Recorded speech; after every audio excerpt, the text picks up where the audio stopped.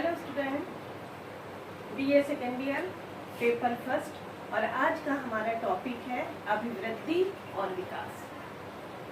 सामान्यतः हम लोग जो है वो अभिवृद्धि और विकास दोनों को एक ही अर्थ में लेते हैं, जबकि दोनों में अगर हम समानता है तो भिन्नता भी बहुत ज़्यादा है। अभिवृद्धि क्या है?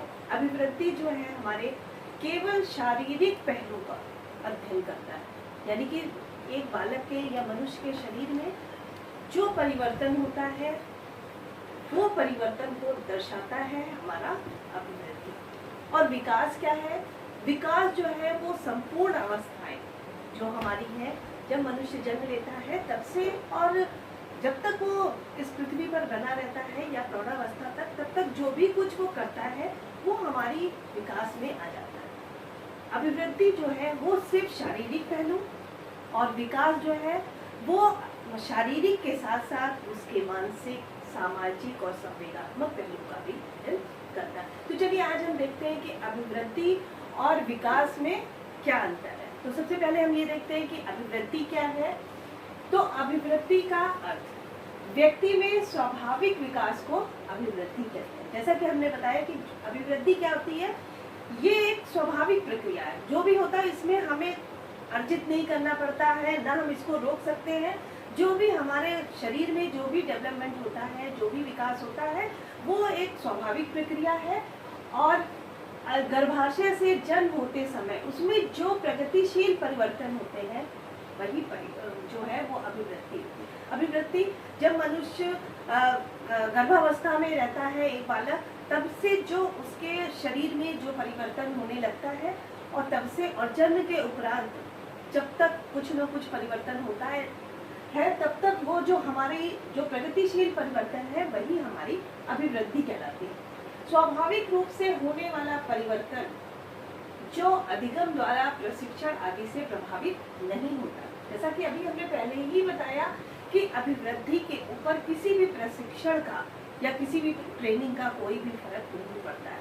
ये स्वाभाविक प्रक्रिया है, ये कोई तरह से इसके ऊपर कोई भी ट्रेनिंग नहीं की जाती है, ना इसको अर्जित किया जाता है। अभिवृद्धि स्वतः ही होती है। अब हमने देखा कि अभिवृद्धि क्या है, फिर है हमारा विकास। विकास एक बहुमुखी प्रक्रिया है। विकास जो है हमने जैसा पहले भी बताया कि अभिवृद्धि केवल बालक के शारीरिक पहलू का अध्ययन करती है और विकास जो है वो बालक के शारीरिक के साथ साथ उसके मानसिक, सामाजिक और संवेगात्मक विकास का भी अध्ययन करती है। इसीलिए वो एक बहुमुखी प्रक्रिया कहलाती है।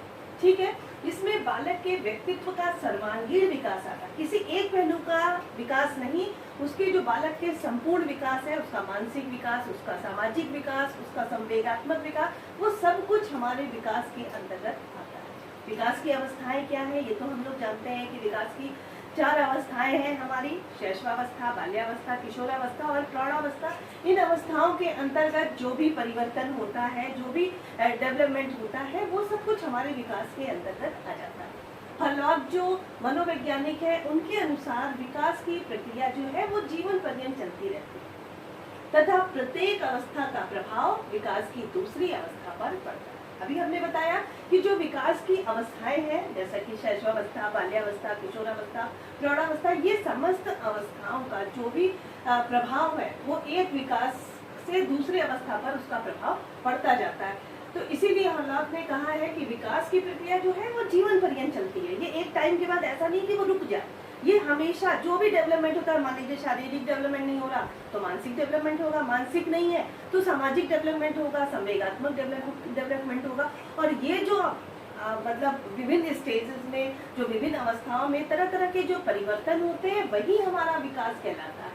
तो ये जो विकास की प्रक्रिया है वो कैसी है, जीवन पर्यंत चलती रहती है तथा प्रत्येक अवस्था का, एक बाल्यावस्था का जो विकास है वो दूसरे किशोरावस्था पर भी उसका प्रभाव पड़ता है, शैशवावस्था पर भी पड़ता है, यानी कि उसका प्रभाव विकास की दूसरी अवस्थाओं पर भी पड़ता है। तो ये तो हमारी थी अभिवृद्धि क्या है और विकास क्या है। अभिवृद्धि और विकास में क्या अंतर है, चलिए अब हम लोग देखते हैं।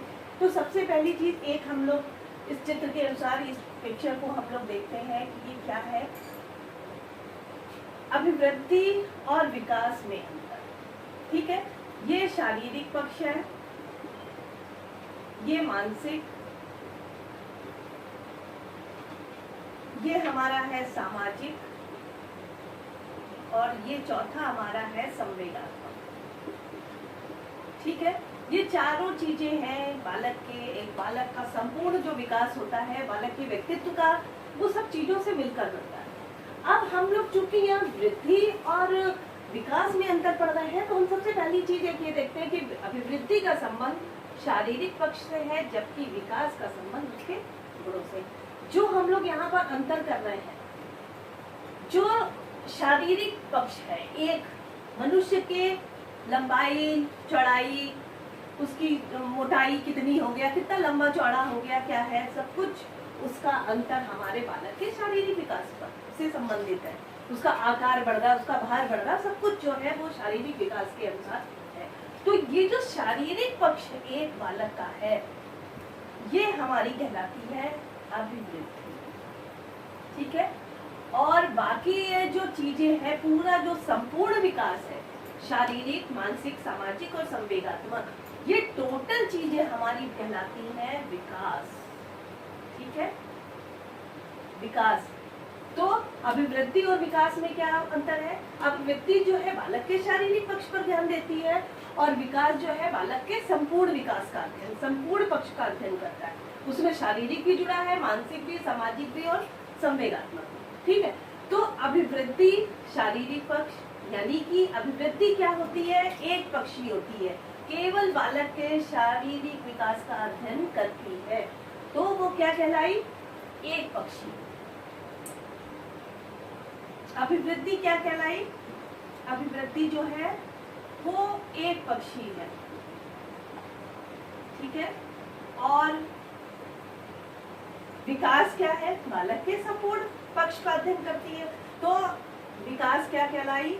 विकास जो है वो बहुपक्षी कहते हैं।